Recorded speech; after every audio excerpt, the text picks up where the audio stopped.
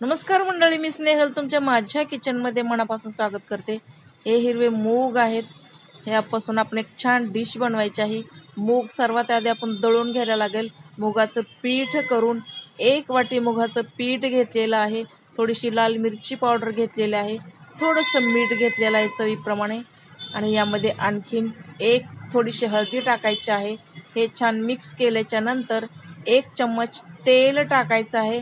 तेल टाकून देखील मिक्स करून आपण थोडं थोडं पाणी टाकून घट्ट असं पीठ आपण पुरी बनवतो तसं मळून घ्यायचं आहे। हे पीठ आपण थोडं थोडं पाणी टाकायचं आहे, जास्त पाणी टाकायचं नाही, कारण हे पीठ लवकर पातळ होतं। चला, घट्ट असं पीठ मी मळून घेतलेलं आहे।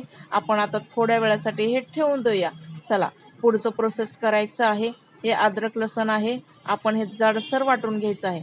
चला, पॅन गरम करायला ठेवलेला आहे, एका साईडला पाणी पण गरम करायला ठेवलेलं आहे। आपण यामध्ये आता 3 ते 4 चम्मच तेल टाकायचं आहे।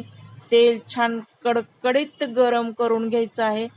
गरम झालेल्या तेलामध्ये आपण जिरे टाकायचं आहे। जिरे छान तडतडल्याच्या नंतर यामध्ये आपण हिंग थोडंसं टाकायचं आहे। हिंगामुळं काय होतं, टेस्ट छान येते। चला, हे छान तडतडलेलं आहे। त्यानंतर आपण कांदा टाकायचा आहे। हा 1 कांदा आहे। कांदा छान गोल्डन ब्राऊन करून घ्यायचा आहे। कांदा गोल्डन ब्राऊन झाल्याच्या नंतर 2 टोमॅटो आहेत, हे छोटे छोटे 2 टोमॅटो आहेत। टोमॅटो थोडंसं मीठ टाकून छान सॉफ्ट करून घ्यायचं आहे। त्यानंतर अद्रक लसणची पेस्ट किंवा जाडसर वाटलेला अद्रक लसण, लाल मिरची पावडर, काश्मीरी मिरची पावडर, तिखट तुमच्या आवडीप्रमाणे करा, थोडीशी हळदी टाकून हे छान तेल सुटेपर्यंत परतून किंवा मिक्स करून घ्यायचं आहे। त्यानंतर यावरती गरम पाणी टाकून मीठ चवीप्रमाणे टाकून ह्याला छान उकळी करायची आहे। त्यानंतर जाडसर वाटलेले शेंगदाणे थोडेसे 2 चम्मच एवढे टाकायचे आहे।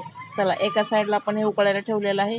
त्यानंतर आपण काय करायचं आहे, याचे छोटी छोटी गोळी बनवायची आहे। ती 3 बोटामध्ये पकडून ह्याला छानसा त्रिकोणी आकार द्यायचा आहे।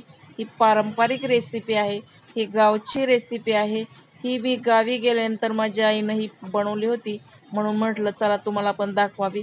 चला, हे छान सर्व बनवून घेतलेलं आहे। चला, एक एक उकळी आल्यानंतर ह्या एक एक करून आपण यामध्ये टाकायचं आहे।